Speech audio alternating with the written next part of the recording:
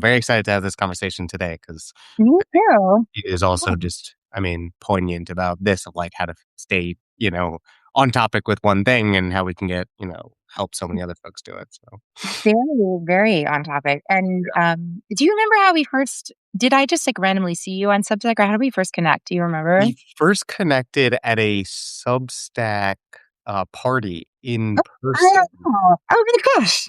Yeah, which is fun in Substack world because I feel like there's so many writers who I kind of, just meet online and then never actually get to meet in person.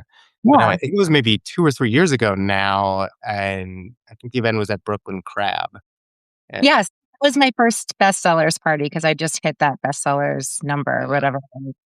Yeah, and I was like dazzled. I couldn't believe that they actually invited people to meet in person. And yeah, and it's really cool that we connected because we are in sort of a little bit adjacent verticals. I yeah, mean, definitely. but a lot of mutual interest, obviously. And then you came and talked to my class at American, which was in the School of Public Affairs, and it was also kind of about this, right? A little, it was about storytelling with data, which is what you Yeah. do.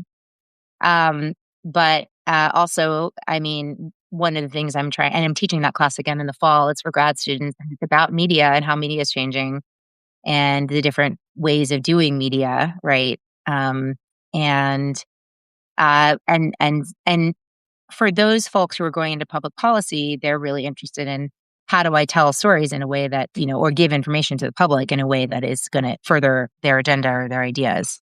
So I think it's something that, we continue to be interested in because we're not just telling stories for the sake of that. Yeah, absolutely. Um, and so an important time to be doing it. And I imagine also, of course, that you continue to like update as media changes so much and students need to understand, yeah, how to react to that. Right. And I need to figure out this is for the fall. I need to figure out how to create assignments that they can complete without AI or that they will complete without AI, or if they use AI, that it will be in a way that is actually relevant and helpful and not replacing the work that I want them to be doing. So, yeah, that's its own special level of difficulty. Very much so. Yeah.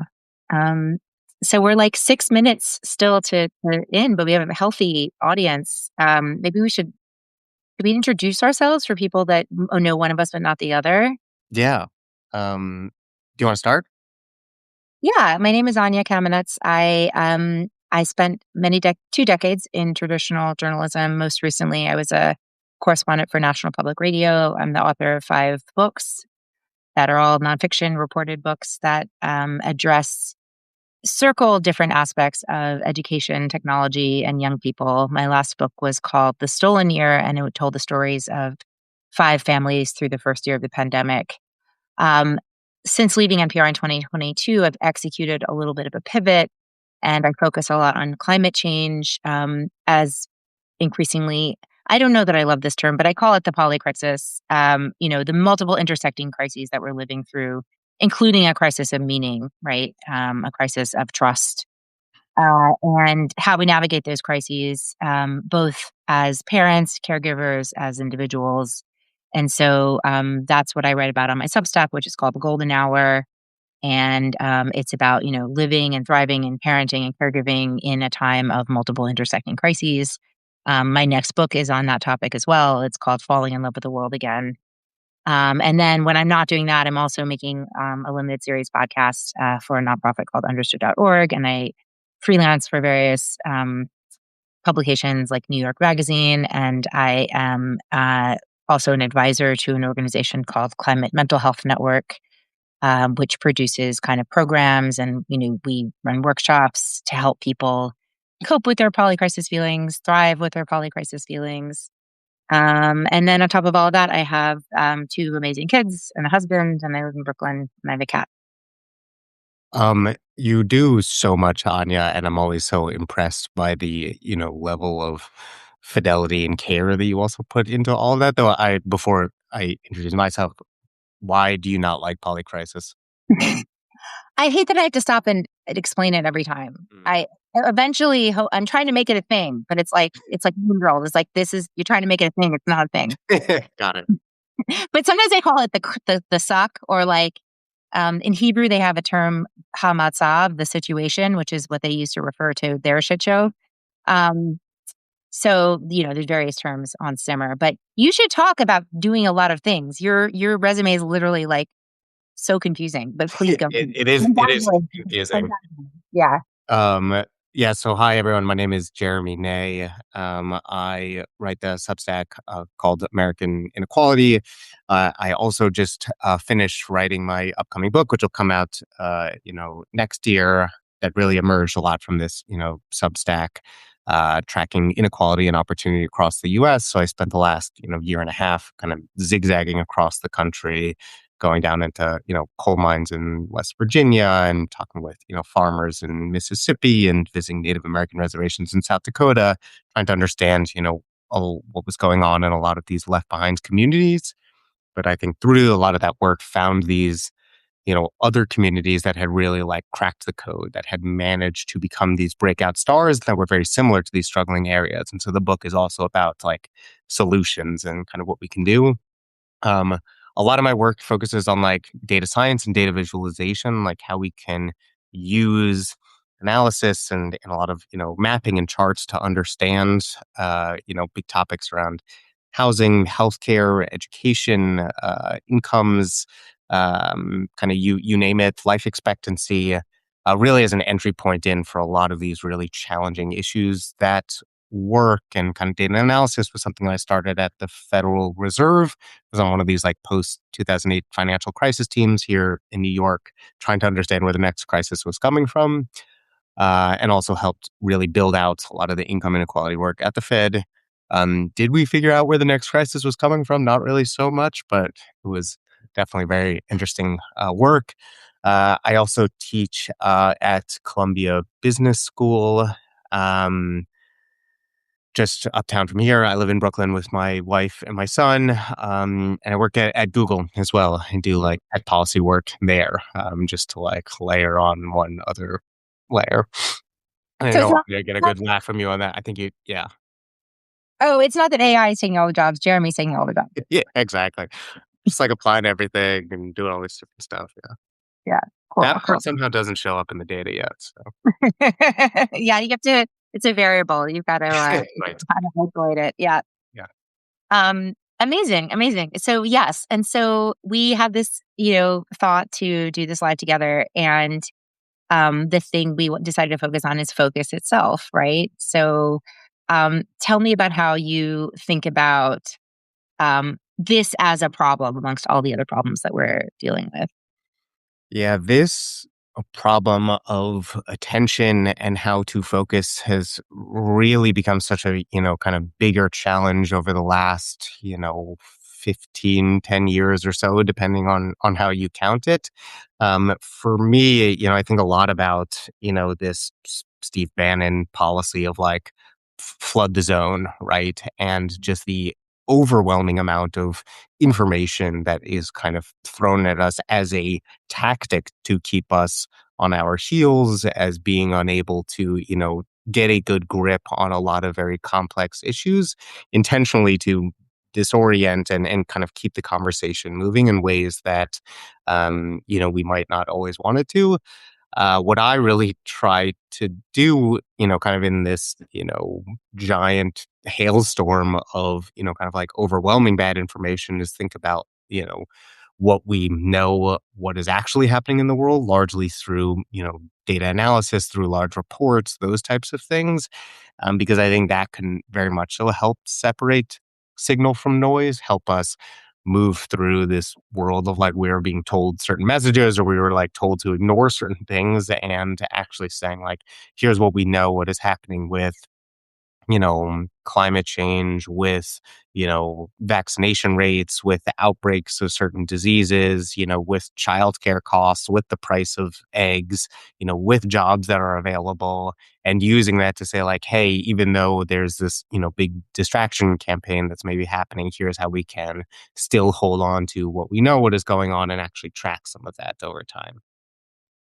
Yeah, I mean, and your newsletter and the audience that it's drawn is really testament to the power of a great chart or a great graphic that can cut through the noise and put forth a lot of information in a short amount of time, but also with a focus, right? We're not just doing information porn or information for information's sake, but trying to convey what's really important. The more I think about this question of attention, and starting with Steve Bannon is really instructive, is like the more I think that it's really about power, because it's, you command attention, you pay attention. We live in an attention economy.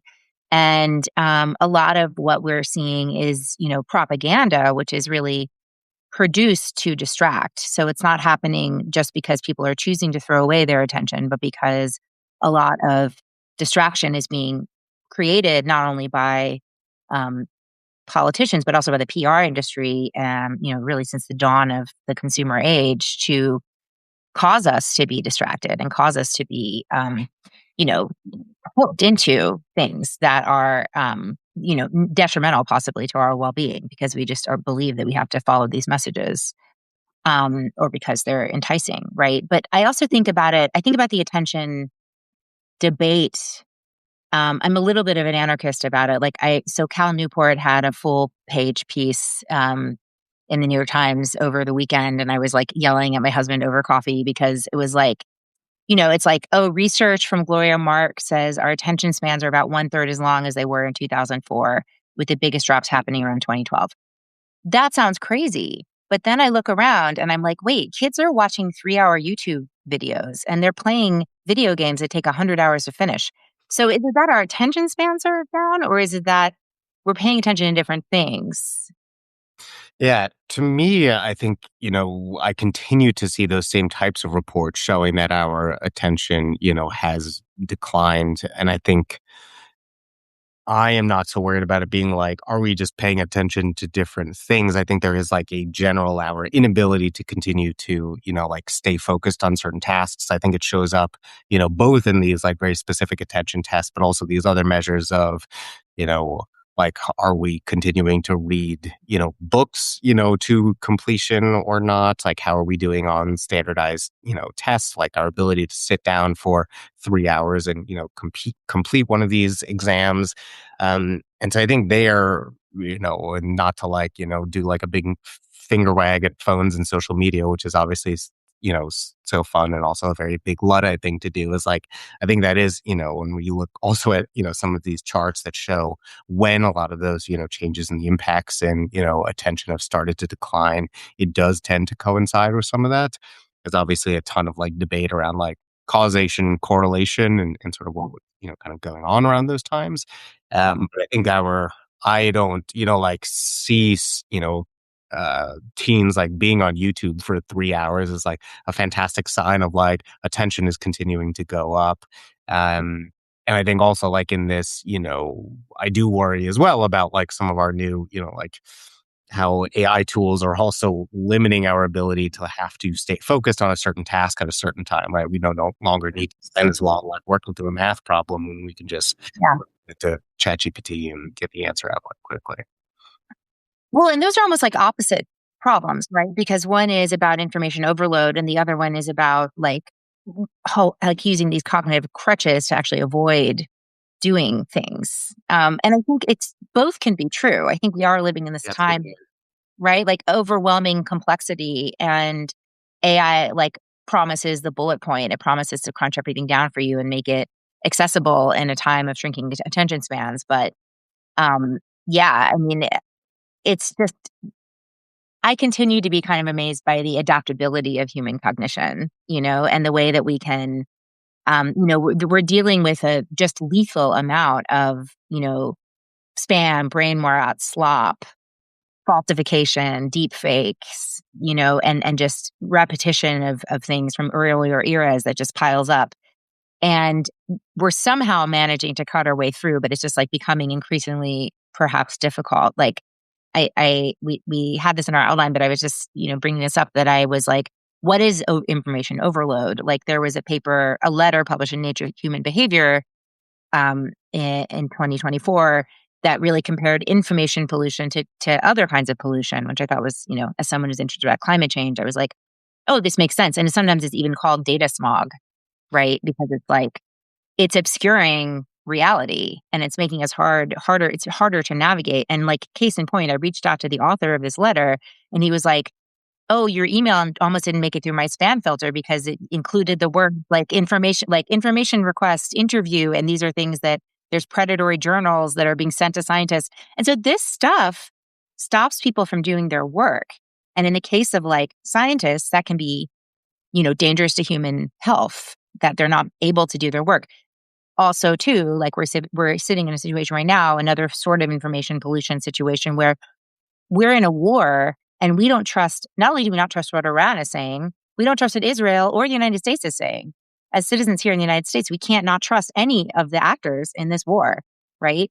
And we have to kind of cut through and listen to different perspectives to try to triangulate the truth. And the danger, as we can see from, regimes like the totalitarian regime in the Soviet era, it's not that people, you know, uh, not that people believe all the propaganda, but they stop believing in anything at all. Yeah, and I think this is such a challenging inequality point too, where those who perhaps stand the biggest risk of not, understanding what is going on or basically being like completely overwhelmed, with this like information, smog and getting so much of this information overload are also like the groups who have the least amount of time to like sift through that information, right? Like no longer are we able to, just like sit down in front of the TV and get our like great news just from Cronkite and we all understand what is going on. We're like, is this AI? Like you have to go into the comments and ask Grok, like, is that real or is that not real? And like sort through and see, like, did you see that watermark there? And that is, I think I worry about it a lot from like democracy and what it does to our sense of trust and how much we believe in institutions. Particularly over the last like several years, so much of this, powerful econ research, right? The 2024 Econ Nobel Prize was like founded on the role of institutions and inclusive institutions in this. And so like when we don't trust institutions because we're so overwhelmed by it, it very much so frays our democracy, our desire to, participate in civic organizations. But I don't know how we like come back from the brink on this in some ways, right? And I know, Anya, you've written a little bit about like how to do some of this information detox and in other ways, how to like sort through it. And I also think some of the work you've done in particular on like how to do a lot of this in the, climate change perspective is quite interesting, where the timescales are so big, right? Like it's not just like in the day to day, what is going on, with the Iran war, whose fault was it, that the school blew up? Like, how can I track this, over time and all these, children died? Like that, I think, perspective I find really helpful in a lot of this work too, of like, it's not just the day to day, like we have to be tracking a lot of these things over years, decades, centuries. I'm going to answer that question, but I'm going to ask you first. Can you say more about the Nobel Prize award and what that work was? Because I don't know anything about that. It sounds great. Yeah, so the 2024 Nobel Prize was won by three economists, Simon Johnson, Daron Acemoglu, and James Robinson. Simon Johnson was actually my advisor at MIT, and we stayed quite close. So I know so much about this because I've also like chatted with him quite a bit about it. Cool. And I had the chance to interview James Robinson for the Substack like probably a month ago or so. Um, and their work was really about what helped kind of, shapes the directions of poverty and prosperity across nations. So Daron Acemoglu and James Robinson wrote the book, Why Nations Fail, and trying to understand like what set nations on certain paths. And this book, and then the, Nobel Prize winning work really focused on this idea of inclusive institutions, like countries and nations that set up these inclusive institutions that invite people into the conversation about how you know, the country should run, as opposed to governments that create a lot of barriers that don't, participate in a civic process. Those types of countries that have the inclusive institutions tend to have less poverty and more prosperity. And so, what an inclusive institution means is they have better respect for property laws. They have, better legal systems. They have non-corrupt, officials. They, have very local elections. They have state elections. They're kind of able to really engage people continuously. They limit, terms of officials. And so that type of way of trying to I think set up your country and your organizations, not even countries that, can even drill down quite a bit too about like just having inclusive institutions on a local level. Those are sometimes the types of things that can set two places apart. I think the challenge with that is it's like a ton of work in some ways, to do that, right? To like be in constantly inviting people into these, comment periods and having town halls and doing all that work. And that's, I think, often why you see local governments or state or federal governments stray away from that is it's very energy intensive, and also despots love power. Like they often don't like to share with the people. But when you do, it creates a lot of these long-term benefits. Um, I love that. I love that. I appreciate you setting it out and responding to this question or this statement about this is going to take a lot of work. I mean, I think it's super important, right, to engage really seriously in envisioning what the United States can look like after this period of authoritarian decline. And to understand that for, some extent our generation, but even more so the folks coming up after us, there's going to be work, a lot of work of institution building that is going to be unglamorous and slow. And it's going to require not just a return, but a new form of power sharing that hasn't really been the case in American institutions um, up to this moment, right? So much of what we're seeing a backlash about right now, about inequality of all kinds,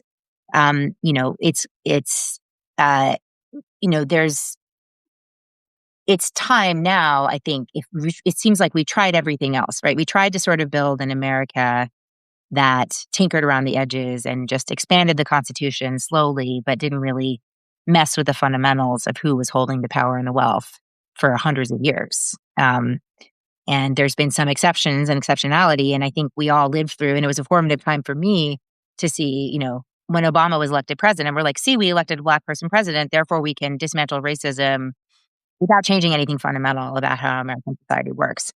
And what did he do? He came into office and failed to hold the banks accountable for the biggest financial crisis in our history. I think it's the biggest, right? The panic of 1875 was Yeah. similar.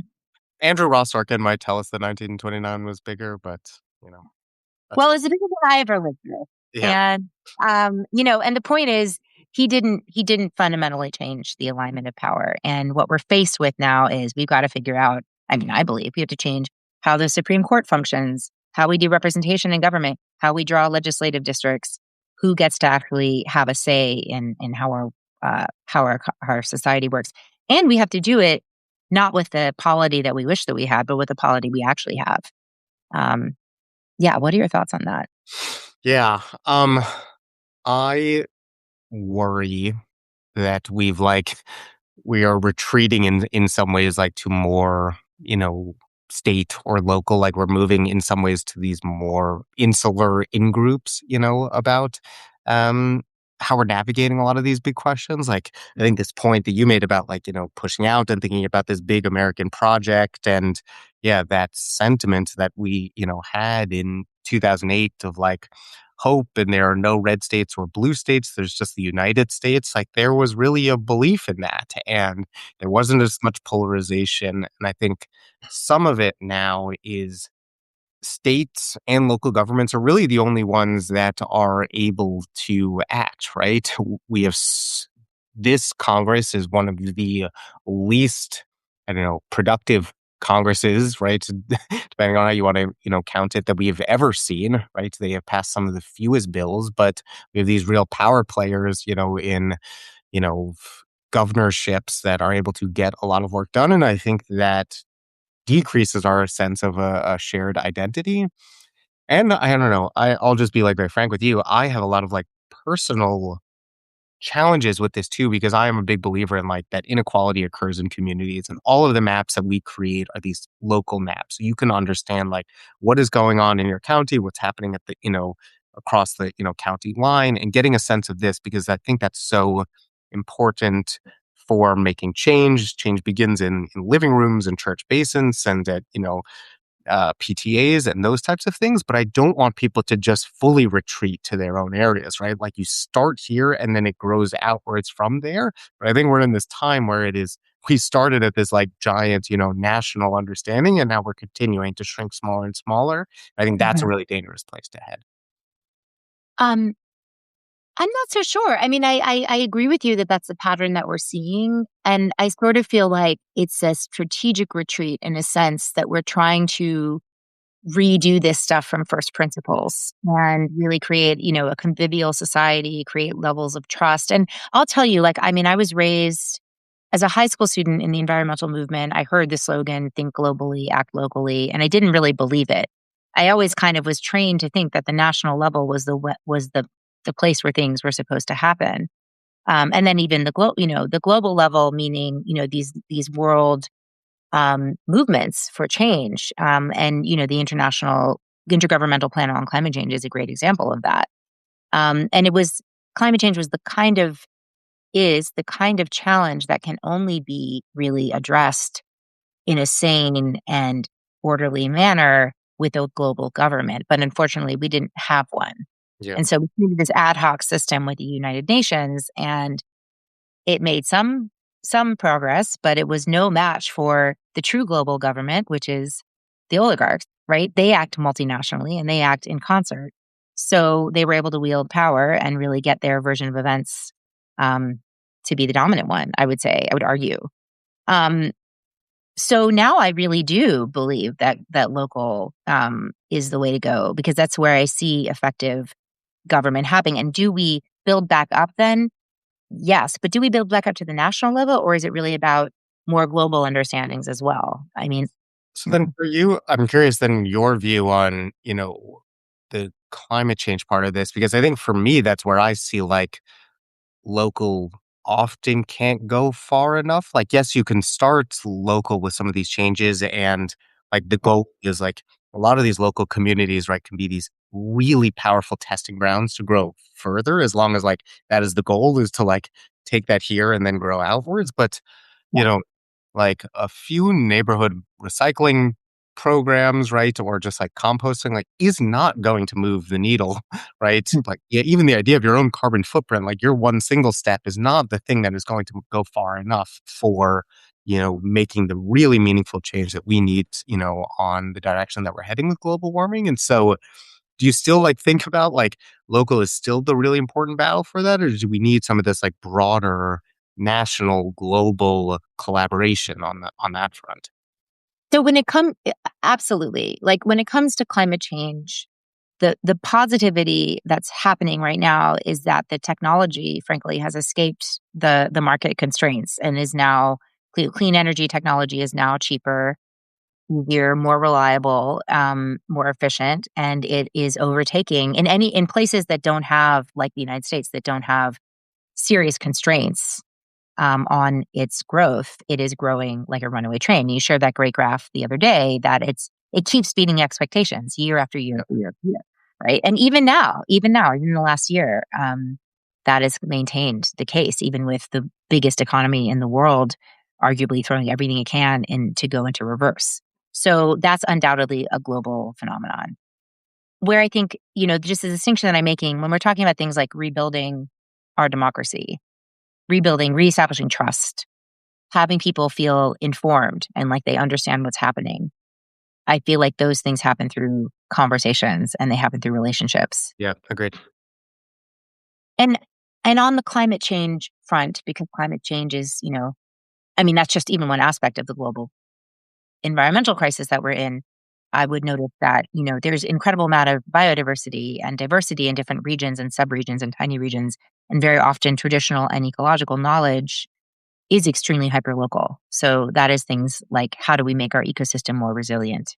And there's amazing examples of changes that can happen on a city level or on a small bioregional level where there's knowledge. Some of it transfers and some of it can be replicated elsewhere. And other things are very unique to a particular environment.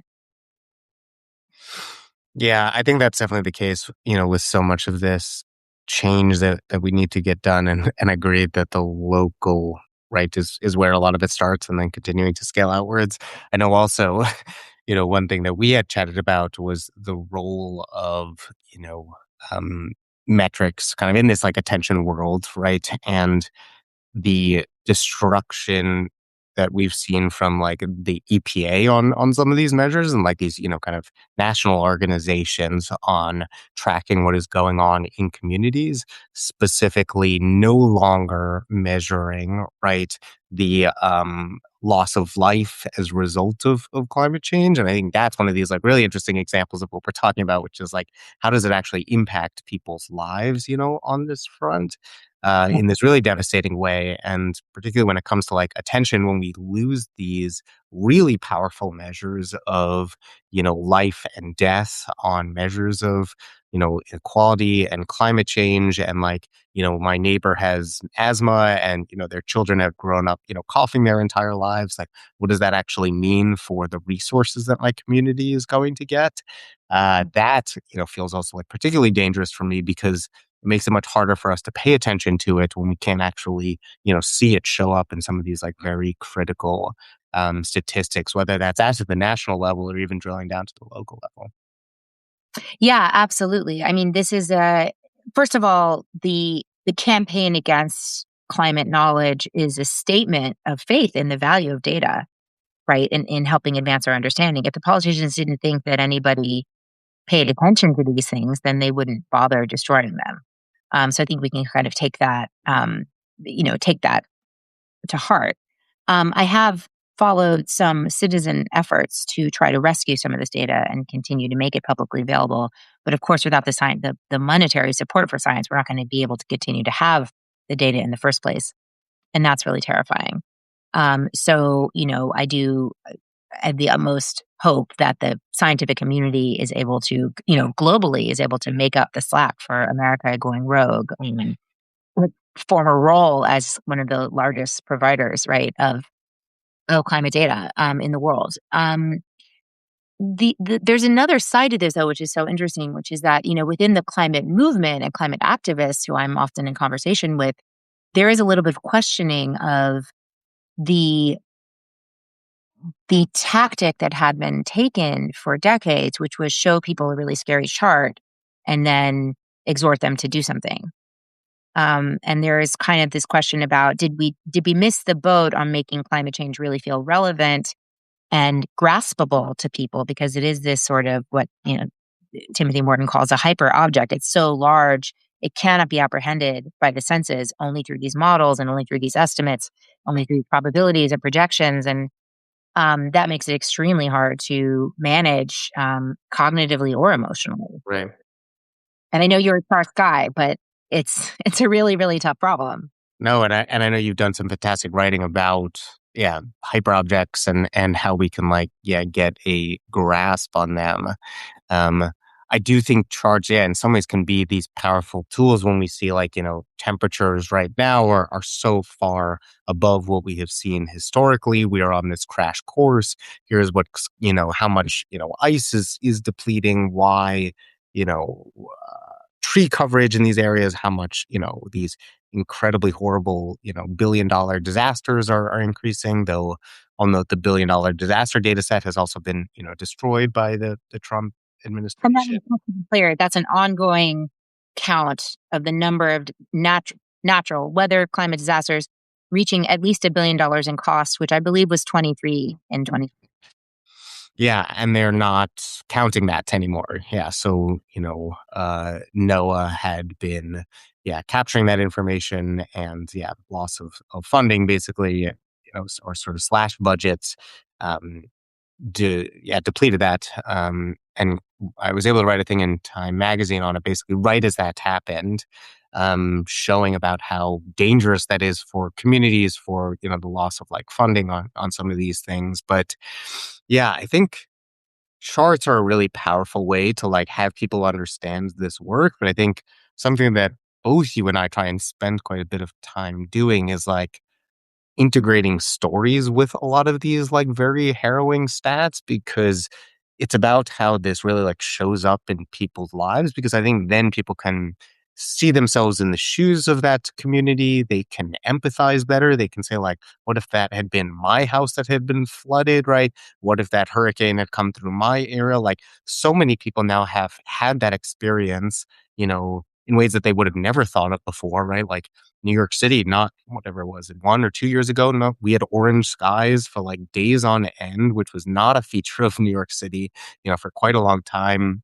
Hurricane Sandy that flooded our areas. Like these were things that did not used to happen, right? We just had snow days again, which I actually enjoyed the snow days, but like we hadn't had that in, quite a long time either.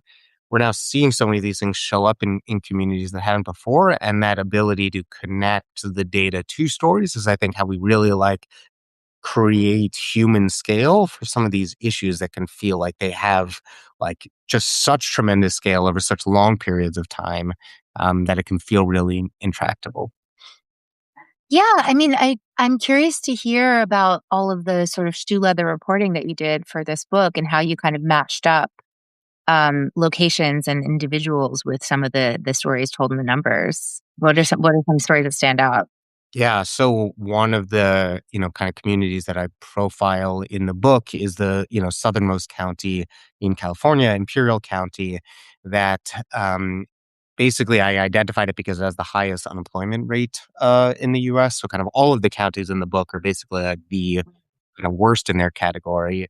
And this county really struggles like with a triple threat of incredibly high unemployment rates, a immigration crisis that is also exacerbating that, and a climate crisis that is kind of like layering challenges across, all of those. And this county has the most, degrees, above 100 degrees Fahrenheit of, any county in California, kind of, and Wow. it's the third most below like two other counties in Texas. And so you have this incredible challenge of all of these, migrant, farmers. So this county also, produces like amongst the most vegetables of any county, in winter. And went out there and spent a lot of times with these, you know, very, very powerful, farming landowners, talking with the migrant workers, who cross the border every single day from Mexicali into, California to work for a minimum wage, picking alfalfa and lettuce and broccoli, and kind of the challenge of like this, struggle in the morning. They kind of like all meet on this corner by this donut shop, hoping that this guy comes by with these clipboards and will basically have them drive, 85 miles kind of into this, county to go, pick, these, in this backbreaking way for work. And it's just the conditions of, yeah, people who, struggle under this like intense heat out there, right? There's no shade out in these fields. There's basically no bathrooms either, especially for these, female farm workers, right? There's no, clean bathrooms for them either. The buses that they ride are incredibly hot and dusty as well. And so trying to, layer in this like struggle then to, afford childcare and housing and food, right? They spend all this time picking vegetables for the rest of America and can barely put food on their own plates as well. Like these are the challenges that are so, you know, true about America and are so popular in so many parts of the country. And yet, like, we don't talk about them as much, particularly in a state like California, right? Like, supposed to be this, glorious welfare state of the US, supposed to really be able to like provide so much, for its citizens, and yet somehow manages to have the highest unemployment rate, in the country. And I think there you really see a lot of this like, inequality come to a head, particularly when you have these very wealthy, farm owners who control all this water and land, and then all these fourth and fifth generation farmers who have these like, beautiful like sounding American names. And the relationship that they have, with these workers as the climate change, crisis exacerbates these challenges. You're like, how do we actually work through this? And so what the book does is I basically found the almost identical county that kind of has all of these like same conditions, same demographics, population size, culture, institutions, kind of industries, but in Texas, and has kind of like managed to crack the code, has just far lower, unemployment rates, much higher incomes, lower poverty rates, better high school graduation rates, life expectancies, and sort of what that other similar county did with all these other kind of similar conditions, also powerful institutions, deep history of farm ownership to like actually, break the mold and figure out how to get ahead. Wow, I love that. So this is a concept that was introduced to me by a social scientist I love, which is the positive outliers or the positive deviant, Yes, right? exactly. Yeah. So yeah. And I think trying to also like, break away a little bit from like a lot of the positive outliers or deviants that we point to tend to be in like the Nordics, or we talk about like Japanese and high speed rail, or we talk about like the British healthcare system. And you're like, these migrant workers in Southern California are not like the all white nations of the Nordics, right? Like they're not this concept of like what's going on in like Japan that just does not resonate with them. And so how can you find a place that's actually similar? I talk a lot about institutions in the book, like, that has a lot of these same structures, how Yeah. that area that's actually similar managed to thrive, right? Because you're like, that area out there, that's not me. Like, what's an actual community that is similar to me that managed to, kind of break ahead. And so finding those similar, kind of positive outliers is sort of one of these like core things. And I think also in a time where, just on this like attention note, where we're so overwhelmed with these stories of struggle and heartache and poverty, we get it so much like in just our regular news every day. Like the book is really about opportunity and solutions and like how we can kind of like forge ahead that way. I mean, I think that's so important. And it's actually something that I wanted to circle back to in our discussion of kind of like pulling back the curtain a little bit. Like we're both existing partially as independent journalists on this independent platform, but still in a war for attention in our own, or even more so, right? It's like, okay, you can write about whatever you want with no filters, but you still have to log and get people to listen to you. Yeah. So how do you do that? And uh, I'm curious to know how you approach it and how you cover the topics that you cover. But the other thing that you're kind of alluding to, which I think is important to make explicit, is that we don't just consume information with our heads. It's an emotional experience all the time, and the relentless negativity bias. Our brains have a negativity bias that is inherent. We are primed to look for threats because that's a survival instinct. And we need to really stop and savor and dwell on the good. That's a mindfulness training we need to do in order to be not miserable. And a lot of us are miserable. And when the news algorithms build on our natural tendencies, right? That we share things that are make us scared, make us angry. And so, they're built to kind of leverage that negativity bias. And the news always has been, even before there were algorithms, it was if he bleeds, it leads, and let's put the war on the front page. And so, um, it's so interesting and important, and I've been, a fan of and part of the solutions journalism movement ever since it first got started, which is this idea that we should actually look at what's working, because if we only ever tell the story about what's not working, we won't find ourselves with a very good set of solutions or ideas about how could it be better. And without that, I mean, that is inherently hopeful, I think. Yeah, I try to be hopeful in this though, to your question of like how to figure out what to cover. I so often what guides this work is like, can I find local data on this issue that I want to write about? It's like someone will maybe, send me an interesting topic, or I read some kind of neat headline, or like, I'm like, oh, that would be kind of neat, like to cover that. But if I can't find local data on it that kind of maps across the entire US, I don't end up writing about it. So that's a very limiting kind of note about this. But it is tricky in this world of like, do I write about a topic that I think is totally like uncovered and think needs to be like, better expressed? Like I've wanted to do this piece on like Black farm ownership for a really long period of time. I've only seen a handful of pieces on it before.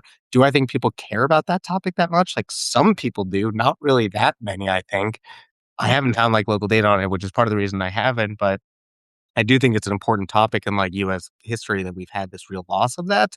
And then I also sometimes like just, again, speaking very honestly, like find myself sometimes as I'm toying with titles and subtitles for every Substack post, like, do I use this clickbaity headline, or, like, do I, do this thing of like why poverty is rising in America, like those types of things. Like people do want to know that.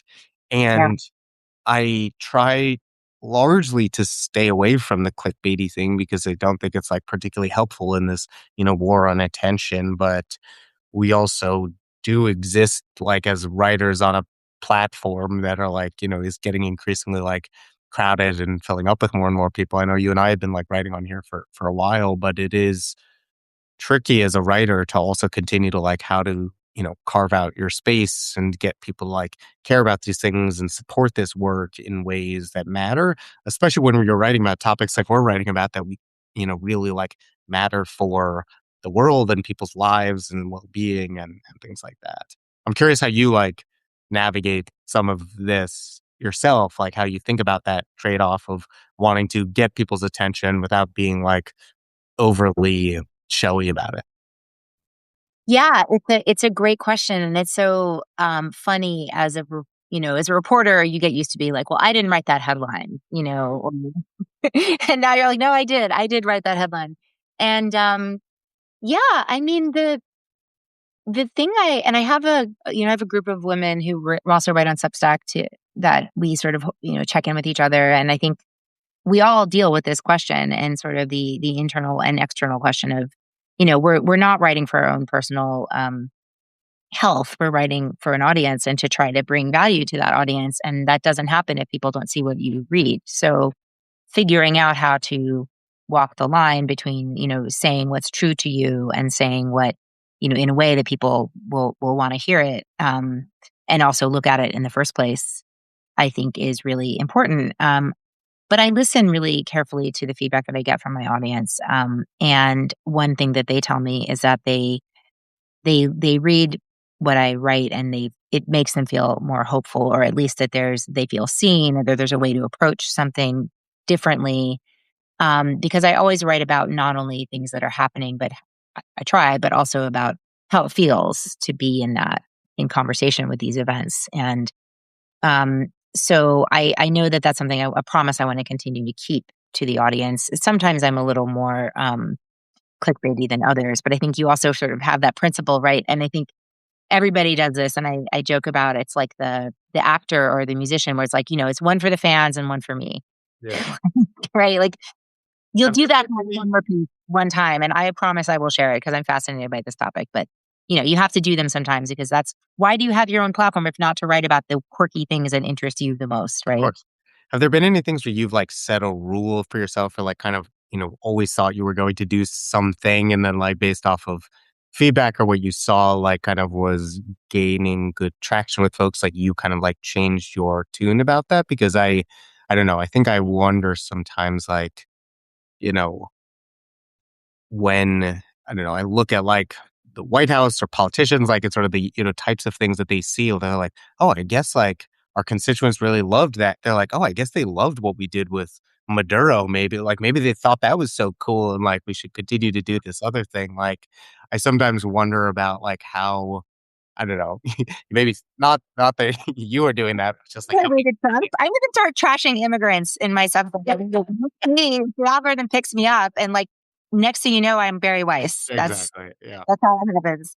Um, the thing that has happened with me, and I wrote about this recently, is that, I told you I had this pivot to climate. Like I couldn't figure out how to become a climate journalist. Like NPR has beats. And while I was on the education desk, I was not able to take advantage of opportunities that opened up to cover climate. And so I kind of said, oh, I've got to take a step back and kind of reinvent myself in order to do this.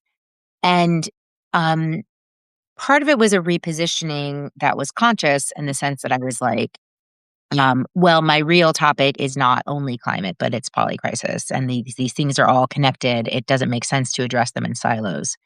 But part of it was also just being myself in the world as events unfolded, and realizing that I had all these different relationships to things that were happening.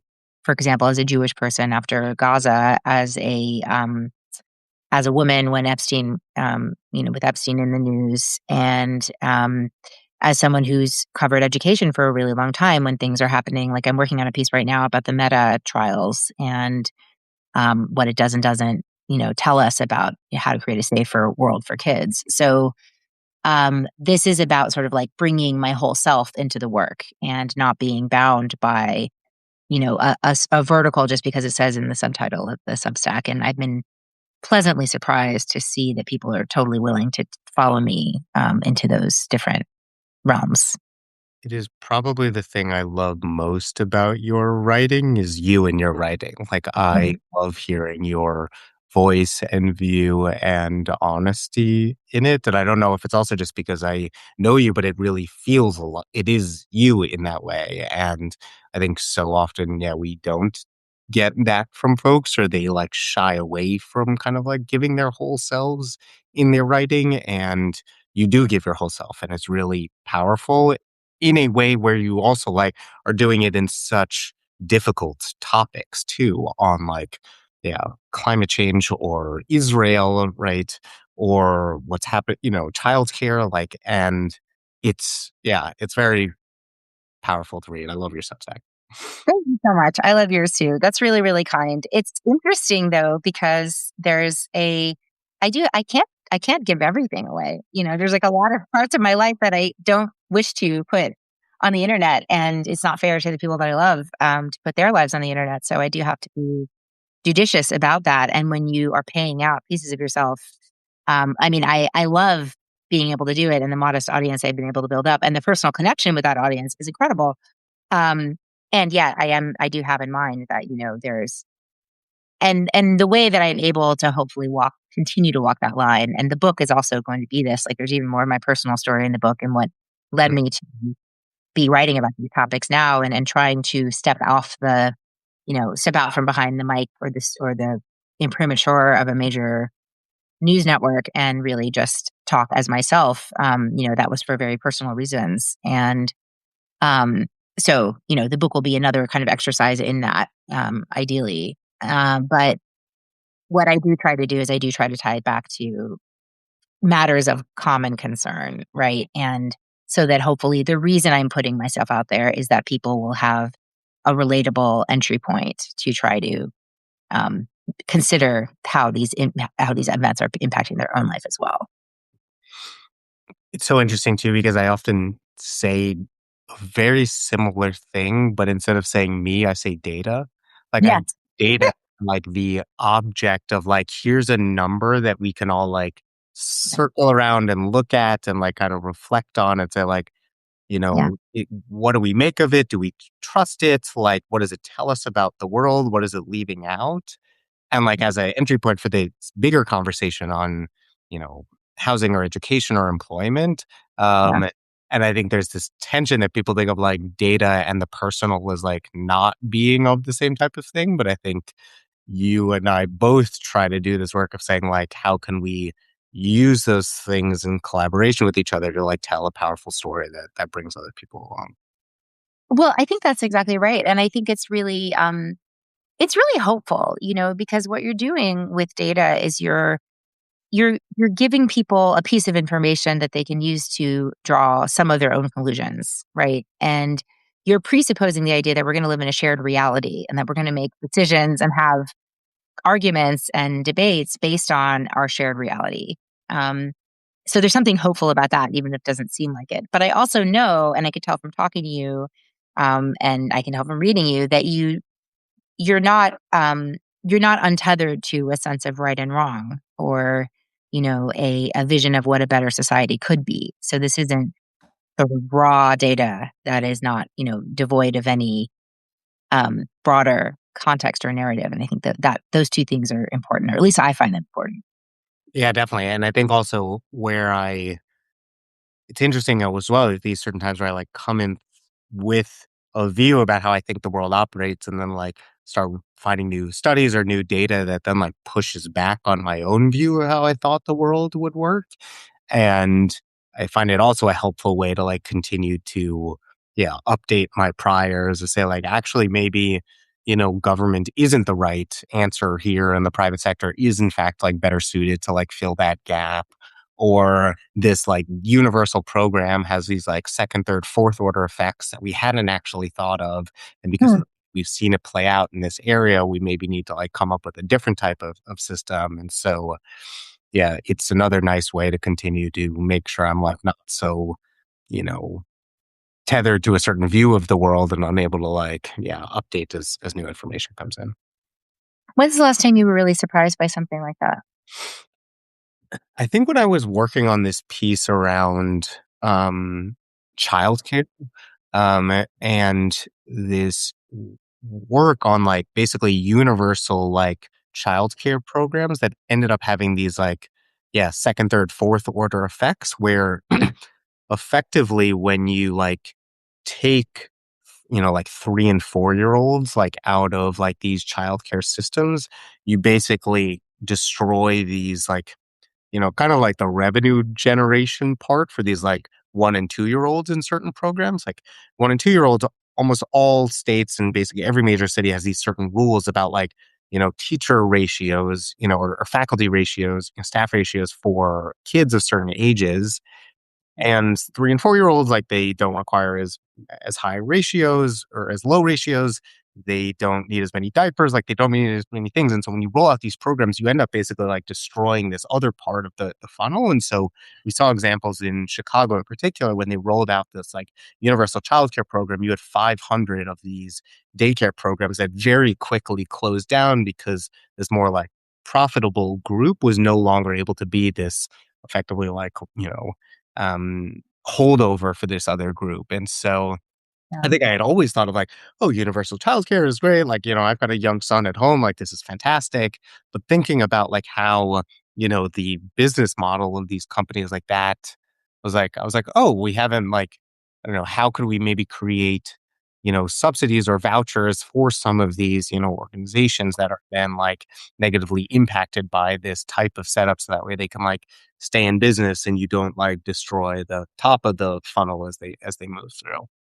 Yeah, that's a really fascinating one, and the economics of childcare and the labor dynamics are super, super interesting. Another hard, weird thing about childcare is that it has to be everywhere because, like, if it's too far out of the way for families, it becomes totally uneconomic. If they have to pay for the 30 minutes that it takes to get from work to the childcare to their home, then that sort of like effectively negates the power of having the daycare Right. in the time you have it. And so there's a voucher in New York City, a voucher program in New York City, but there's unfilled seats, even though there's a huge amount of demand because there's this mismatch. And that can change radically from neighborhood to neighborhood from year to year, even depending on what's happening with housing and migration, immigration, so many other things. So, there's like a 15-minute city kind of rule when it comes to childcare. So, yeah, that's a great point, and thank you for digging into that. And yeah, I mean, designing public policy is really, really hard, and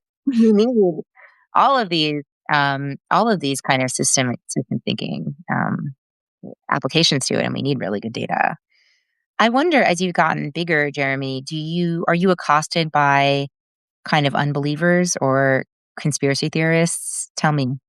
100%. Yeah. I mean, conspiracy theorists, yeah, people who say that like inequality doesn't exist, that like poverty is the fault of the people who aren't trying that. I mean, I get a lot of like, yeah, angry messages about immigrants now, that like mental health problems like are not as real as people say, whether it's in comments or direct emails or people like responding to notes. I also get a lot of, it's interesting, like in data world, how much people try to like challenge data as a way to like challenge um the, like, general area that you're talking about. So, like, questioning, the way that, like, food insecurity numbers are collected or what we mean about that to, like, more broadly say that food insecurity isn't a problem or that, like, obesity is the fault of people, like, that there's a McDonald's there, so they shouldn't be food insecure, those types of things. And battling both of those front like, battling the data front is, like, a much easier front for me because, like, at this point, I know a lot of, like, the studies, I know where the data comes from, like, I'm involved sometimes in the data collection process. I worked with many of the, like, agencies and teams that do that work. The other side of, like, inequality doesn't exist, like, that, like, it's the fault of those people, like, that part is really tricky, and I also find it challenging where I don't want to engage. Like, I want to engage and I don't want to engage at the same time. And sometimes I lean like too far in, and sometimes I think I don't lean in far enough. And, I also have a staff, folks too, like a small team, and we work on this. And we, often text like in our group of like, do we respond to this person saying this really hateful thing? Like, Yeah. do we report it? Like, sometimes the hateful thing like prompts a really big conversation that people have back and forth. And like, do we let that play out or not? Like, do we put our own voice in there? And that's like really tricky as well, because I feel like I really don't have the right answers on that front of like how to engage people. Sometimes you can tell when someone's a troll, and sometimes someone's like legitimately trying to make a point, and sometimes the border between those is very thin. Yeah. Oh my gosh. How do you navigate it? I don't have any of these problems. My leadership is an echo chamber. It's really upsetting. Yeah. I Well, assume nice that, in some ways too, though. Yeah, huh? I said It's nice in some ways too, though. Yeah, it's also really nice. Yes. No, it's been. I mean, echo chamber is too strong, but people are reading my work because they want to and because they like it. But I think that I I think I'll get to a size at some point where like I'm like three quarters your subscriptions, where it will achieve escape velocity. I do sometimes I'll have a note. Sometimes there'll be like climate deniers that will want to engage or latch on, and I find them pretty easy to dismiss. But it's a really serious question, and I think there's been so many different thoughts about it through different levels of the internet. Like I had a Yahoo Finance column in the 2008, 2009, 2010 with totally unmoderated comments, sometimes 1,500 comments under a column, and they just were the worst. I mean, the absolute worst. Like, um, and and I didn't really know what to do about that. I barely ever, and I was young. I had no media training on that type of thing. I remember when NPR closed their comments on the website because, again, they just didn't have the resources or the energy. And then people moved to Twitter, right? So then it's like people can kind of come at you on Twitter in real time all day long if they want to, and sometimes they do, especially when it's about schools and masking, for example.